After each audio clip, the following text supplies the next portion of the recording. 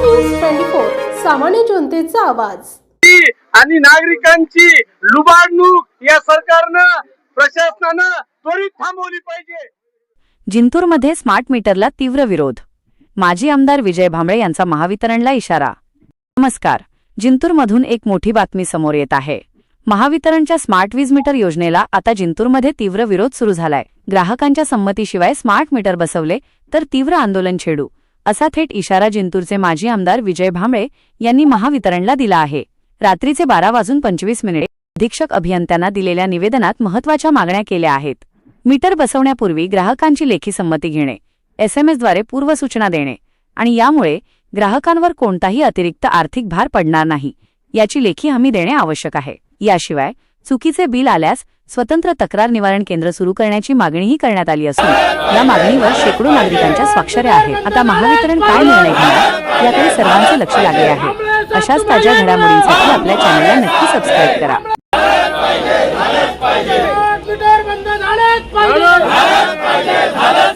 ठिकाणी आंदोलन केलेलं आहे। काय प्रश्न आहेत? पालकमंत्र्यांचा मतदारसंघ आहे। सगळ्यात महत्त्वाचं आमच्या जिंतूर मतदारसंघामध्ये परभणी जिल्ह्यामध्ये स्मार्ट मीटर बसवायचं काम सुरू झालेलं आहे। जे स्मार्ट मीटर सर्वसामान्य नागरिकांना न परवडणार आहे। या महाराष्ट्रामध्ये देशामध्ये अनेक कायदे मागच्या काळामध्ये सरकारने या ठिकाणी MSEB बोर्डाने केलेले आहेत। त्याच्यामध्ये प्रामुख्याने एक MERC सप्लाय कोड चे रेग्युलेशन 2021 मधला एक नियम असा आहे, एखाद्या ग्राहकाचं स्मार्ट मीटर जर त्याच्या घरी बसवायचं असेल तर 2 दिवसापूर्वी त्याला पूर्व सूचना दिली पाहिजे MSEB बोर्डाने, आणि ती पूर्व सूचना दिल्याच्या नंतर त्या ग्राहकांनी संमती दिली पाहिजे की मला स्मार्ट मीटर बसवायचं।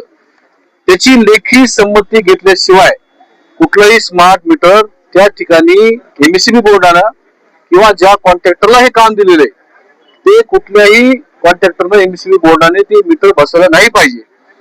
परंतु आमच्या या जिंतूर मतदारसंघामध्ये जिंतूर सेलू तालुका असेल, परभणी जिल्ह्यामध्ये या ठिकाणी जबरदस्तीनं, विशेष करून भोगाव मधलं एक मी प्रकरण सांगतोय। आमचे या ठिकाणी जिल्हा परिषद सदस्य कृष्णा देशमुख असतील, बाळासाहेब देशमुख असतील, यांच्या गावामध्ये त्या खासगी कॉन्ट्रॅक्टरचे लोक घरामध्ये गेले, डायरेक्ट मीटर बसवलं, विचारलं सुद्धा नाही की मीटर कुठलं काय येतं, आणि जेव्हा त्यांनी विरोध केला मीटर बसवायला तर त्याच्यावरती FIR करतो, अशा प्रकारची धमकी त्या कॉन्ट्रॅक्टरने या ठिकाणी दिलेली आहे। म्हणून या ठिकाणी संपूर्ण मतदारसंघाच्या ग्राहकांचं आमचं सगळ्यांचं म्हणणं आहे की स्मार्ट मीटर हे एकही आमच्या मतदारसंघात बसवलं नाही पाहिजे। त्याचं कारण असे, आज रोजी जिंतूर शहराचं मी एक उदाहरण तुम्हाला देतोय। एक सादेक कुरेशी नावाचा एक व्यक्ती आहे, त्याच्या घरी मागच्या महिन्यापूर्वी स्मार्ट मीटर बसवलं। त्याच्या घरी फक्त 4च रूम आहेत, 4 रूमचं 40,000 रुपये बिल आलं। किती? 40,000 रुपये। आणि मला सांगा, या महाराष्ट्रामध्ये जे काही स्मार्ट मीटर बसवायचं टेंडर हे कोणाला दिलं माहितीये? हे टेंडर अदानी ग्रुपला दिलेले, 2 कामं दिली। एवढा खर्च करून स्मार्ट मीटर बसवायचे, स्मार्ट मीटर बसवल्यानंतर MSEB बोर्डाची सुधारणा करायची, आणि हेच MSEB बोर्ड उद्या खूप मोठं षडयंत्र या महाराष्ट्रामध्ये या ठिकाणी सुरू आहे। आमच्या सगळ्या लोकांची, कार्यकर्त्याची मागणी आहे की स्मार्ट मीटर या ठिकाणी आमच्या मतदारसंघात बसू नये, आणि स्मार्ट मीटर मध्ये प्रचंड त्रुटी आहेत। त्या ठिकाणी स्मार्ट मीटर बसवले की फास्ट चालते ते की 5-5, 10,000 रुपये बिल येते एका व्यक्तीला। दुसरी गोष्ट, कुठल्या प्रकारचं MSEB मध्ये ताळमेळ नाही, कोणी इथं एखाद्या ग्राहकाची तक्रार निवारण केंद्र नाही या शहरामध्ये किंवा ग्रामीण भागामध्ये। म्हणून आमची सगळ्यांची मागणी आहे की स्मार्ट मीटर आमच्या तालुक्यात बसवायचं नाहीये। आम्ही आज तिचं निवेदन दिलंय लोकशाही पद्धतीनं। मी आज जाहीर सांगतो, या तालुक्यात, या मतदारसंघात जर कुठेही याच्यानंतर कॉन्ट्रॅक्टरनं किंवा अधिकाऱ्यांनी स्मार्ट मीटर बसवलं तर ते स्मार्ट मीटर आम्ही घरातून बाहेर काढू आणि MSEBच्या बोर्डाच्या ऑफिससमोर आणून फेकून देऊ। हे सुद्धा मला आजच्या या मुद्दामून प्रेसच्या माध्यमातून मला त्या कॉन्ट्रॅक्टरला सांगायचं। अशा पद्धतीची चूक या ठिकाणी कोणी करू नये, अशा प्रकारच्या मला सूचना या ठिकाणी द्यायच्या आहेत। दुसरा मुद्दा आमचा आहे की जिंतूर, सेलू, परभणी जिल्ह्यामध्ये प्रचंड लोड शेडिंग, खरं पाहिलं शहरामध्ये, ग्रामीण भागामध्ये संध्याकाळी 7 ते 10 ही लोड शेडिंग झालेली आहे. आज जर आपण बघितलं प्रत्येक सबस्टेशनचा लोड कमी आहे ना, आज लोड कमी असतानाही लोड शेडिंग आमच्या मतदारसंघात जिंतूर, सेलू मध्ये या ठिकाणी झालेली आहे. ही लोड शेडिंग 100% बंद झाली पाहिजे अशा प्रकारची मागणी आम्ही या ठिकाणी केलेली आहे. त्याचबरोबर जिंतूर, सेलू तालुक्यामध्ये सगळे पोल पडले, कुठं तार पडला, कुठं डिप्या बंद पडल्या. खरं पाहिलं एवढं मोठं मतदारसंघामध्ये ऊर्जा खाते, ऊर्जा काय झाली? ऊर्जा खात्याचा जर या ठिकाणी एवढा मोठा उद्रेक होतोय, या ठिकाणी काही भाड्याने लोक नाही आणले. ते हे जे लोक आहेत हे प्रत्येक गावातला सरपंच आहे, नागरिक आहे, शेतकरी आहे, या सगळ्या लोकांची मागणी आहे. या मतदारसंघातले जे काही कामं हे चुकीच्या पद्धतीने झाले, मेंटेनन्सची कामं या ठिकाणी होत नाहीत, ही सगळी कामं तात्काळ झाली पाहिजे अशा प्रकारची मागणी आम्ही या ठिकाणी केली. चौथा विषय हा सगळ्यात महत्वाचा आहे, जो मी मागच्या महिन्यामध्ये एमएससीबी बोर्डासमोर मी निवेदन दिलंय. आपल्या परभणी जिल्ह्यामध्ये 1000 कोटी रुपयांची कामं चालू आहेत. गावठाण फिडरची किती? 1000 कोटी रुपयांची कामं चालू आहेत. ती कामं एवढी बोगस चालू आहे. मी तुम्हाला एक व्हिडिओ दाखवतोय, त्याच्यामध्ये आता पोल उभे केले मागच्या 1 महिन्यापूर्वी, सगळे पोल पडलेत. माझ्या मतदारसंघामध्ये बामणी फिडरचं काम मी स्वतः त्या साईडवरती मी जाऊन आलो. त्या साईडवर आल्याच्या नंतर त्या ठिकाणच्या नागरिकांनी मला तक्रार केली की आत्ता पोल बसवले आणि ते पोल तात्काळ पडले. मी त्याचं एक्झाम्पल मी तुम्हाला फोटो दाखवतोय. फोटो कसे त्या ठिकाणी पोल पडलेले आहेत.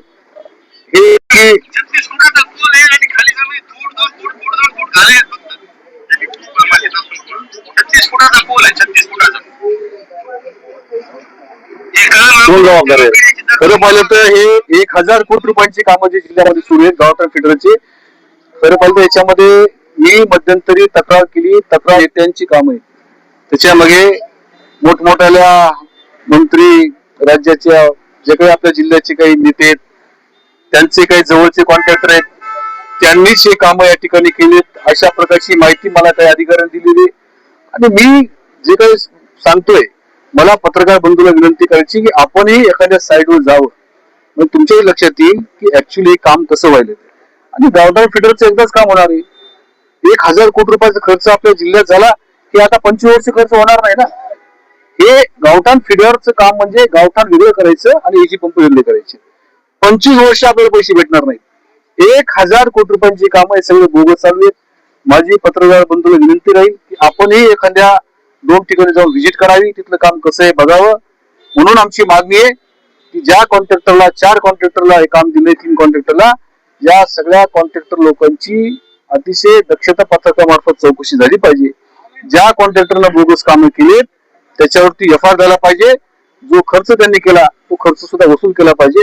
प्रश्न हा आहे की या सगळ्या कामं एक कोणाला दिल्यात आणि दुसरी गोष्ट याला जबाबदार कोण आहे? मी आत्ताच सांगितलं, दर्जाची कामं 1000 कोटीची होत असतील, याला कोण जबाबदार आहे? याला मी आत्ताच सांगितलं की ज्या राज्याचे राज्यमंत्री, ऊर्जा मंत्री, ज्यांच्याकडे जे खातं आहे, आणि ऍक्च्युली हे सगळे प्रश्न त्यांनी सोडवले पाहिजे. एखाद्या कॉन्ट्रॅक्टरनं चूक केली तर राज्याच्या राज्यमंत्र्यांनी दखल घेतली पाहिजे.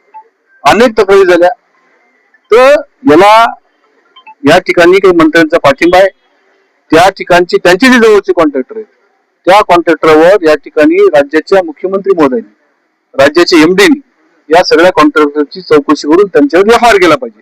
अशा प्रकारची आम्ही सगळ्या लोकांनी मागणी केली. पुढे घेऊन जाणार का तुम्ही? हा, चालूच आहे आमचा विषय. मी 1 महिन्यापूर्वी निवेदन दिलेलं आहे. माझं निवेदन 1 महिन्यापूर्वी मी एसीला दिलेलं आहे. आणि हा जोपर्यंत आमचा तोडगा निघत नाही, हे 100% प्रकरण आम्ही स्वस्त बसणार नाहीत. लोकशाही पद्धतीने आमचं आंदोलन या ठिकाणी सुरू राहणार. पालकमंत्री तर म्हणतात की स्मार्ट मीटर नागरिकांची परवानगी घेऊन बसवत आहेत. कुठे परवानगी घेतली? दाखवा ना, मला सांगा ना. मग आज एवढं उद्रेक कशाचं आहे? एवढे लोक कुठून आले? ते किरायचे लोक नाहीत ना, हे स्वतः बिल घेऊन आले.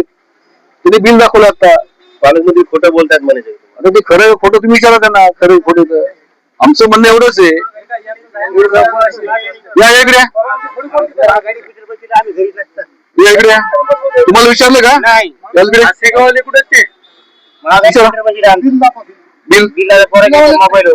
तुमचं नाव सांगा, गाव सांगा.